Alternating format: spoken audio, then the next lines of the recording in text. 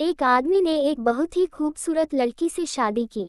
शादी के बाद दोनों की जिंदगी बहुत प्यार से गुजर रही थी। वह उसे बहुत चाहता था और उसकी खूबसूरती की हमेशा तारीफ किया करता था।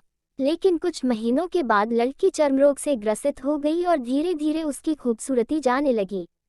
खुद को इस तरह देख उसके मन में डर समाने लगा कि यदि वह बदसूरत हो गई तो उसका पति उससे नफरत करने लगेगा और वह उसकी नफरत बर्दाश्त नहीं कर पाएगी।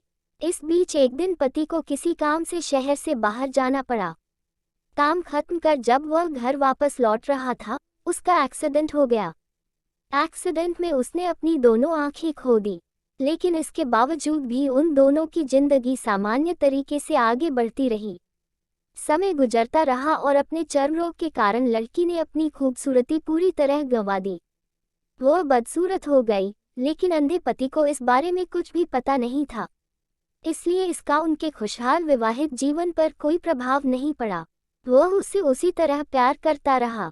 एक दिन उस लड़की की मौत हो गई। पति अब अकेला हो गया था। वह बहुत दुखी था। वह उस शहर को छोड़कर जाना चाहता था। उसने अंतिम संस्कार की सारी क्रियाविधि पूर्ण की और शहर छोड़कर जाने लगा। तभी एक आदमी ने पीछे से उसे पुकारा और पास आकर कहा, अब तुम बिना सहारे के अकेले कैसे चल पाओगे? इतने साल तो तुम्हारी पत्नी तुम्हारी मदद किया करती थी। पति ने जवाब दिया, दोस्त, मैं अंधा नहीं हूँ। मैं बस अंधा होने का नाटक कर रहा था, क्योंकि यदि मेरी पत्नी को पता चल जाता कि मैं उसकी बदसूरती देख सकता हूँ, तो यह उसे उसके रोग से ज़्यादा दर्द देता। इसलिए मैंने इतने साल अंधे होने का दिखावा किया। वह बहुत अच्छी पत्नी थी। मैं बस उसे खुश रखना चाहता था।